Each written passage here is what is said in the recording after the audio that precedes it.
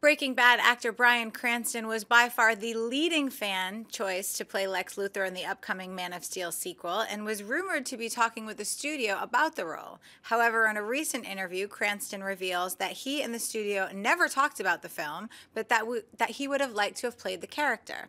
John, buy or sell the fact that the studio never spoke to Bryan Cranston about the Lex Luthor role? Oddly enough, I'm going to buy it. I'm totally fine with it, and here's why. Now, would Bryan Cranston have been a great Lex Luthor? You'd think the obvious answer is yes, but really the answer is it depends on what kind of Lex Luthor you're going for.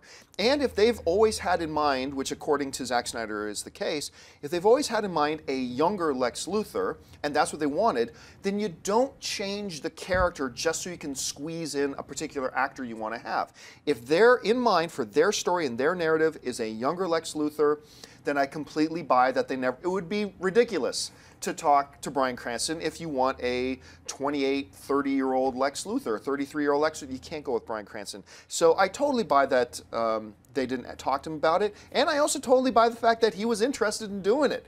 I mean, because if they had done a Lex Luthor that was a 40, 50, 60-year-old Lex Luthor, then you would have been out of your mind not to go for a guy like Bryan Cranston. But all things being as they are, I think it's perfectly fine. Aaron? I'm just going to give this one a fat facepalm. I completely understand your reasoning, and it makes so much sense. Hashtag fat facepalm. There you go. Hashtag epic facepalm. Big fail for me. I totally understand everything that you said. It makes so much sense, John. But at the same time, I would love to see Batman and Bryan Cranston / Lex Luthor, who will always be Lex Luthor in my mind in the cinematic universe, the one that I'd like to see. I'd like to see them in the same age category. I think it makes a lot more sense. And I know that it may not serve the story line, but I think that it makes a lot of sense to do it that way, and I think he would have been so perfect. This just makes me sad that he was never an idea for the studio. He was never in the realm of what they wanted, and he is so great for that potential role. It really does make me sad. But not a 33-year-old Lex Luthor. He's not great for that, but he would be great as a Lex Luthor. I mean, I think we all agree with that. If you like this video, be sure to give it a thumbs up, and don't forget to subscribe to AMC Movie News on YouTube.